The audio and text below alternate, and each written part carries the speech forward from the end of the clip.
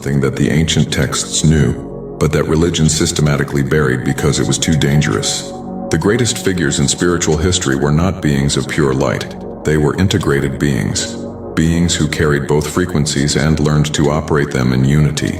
David, the man described as having a heart after God's own heart, was also a warrior who killed a giant when every trained soldier ran in fear, was also a king who made devastating mistakes driven by desire and ambition, was also a poet whose psalms swing between transcendent worship and cries of raw anguish. David was not pure light.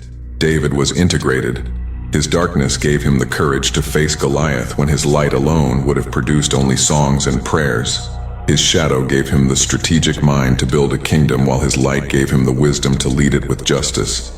Moses, the liberator, the man who spoke with God face to face, also killed a man with his bare hands in a moment of righteous fury, also shattered the tablets of divine law in anger, also challenged God directly, argued with the Creator, demanded answers when silence was the only response. Moses was not gentle. Moses was integrated. His shadow gave him the raw, terrifying authority to face the most powerful ruler on earth and say, "Let my people go." His light gave him the tenderness to lead those same people through decades of wilderness with patience that defies comprehension. The pattern repeats throughout every authentic spiritual tradition. The most powerful, most effective, most impactful souls in human history were never the purely gentle ones.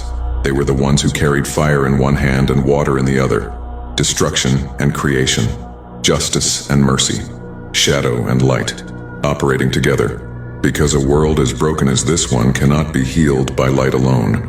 Light alone forgives the oppressor and leaves the oppressed still suffering.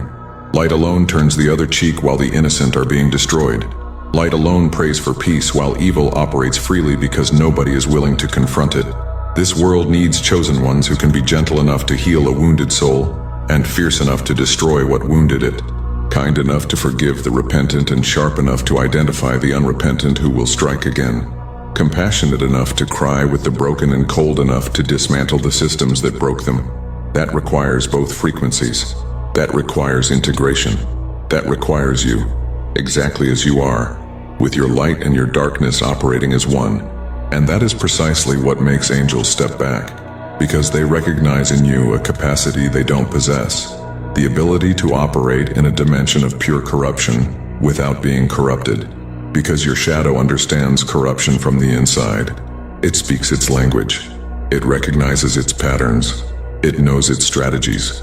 Not because your shadow is corrupt, because your shadow was designed to interface with the dark aspects of physical reality in ways that your light never could.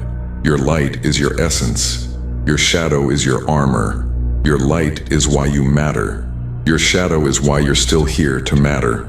And together in integration, they create something that the spiritual dimensions classify as sovereign, a being that carries its own protection within its own nature, a being that doesn't need to be rescued from darkness because it has already made darkness serve its purposes, a being that can walk through the most corrupt environments on earth and emerge with its light not only intact but intensified, because the shadow filtered out every contaminant before it could reach the flame. Now I need to tell you something that the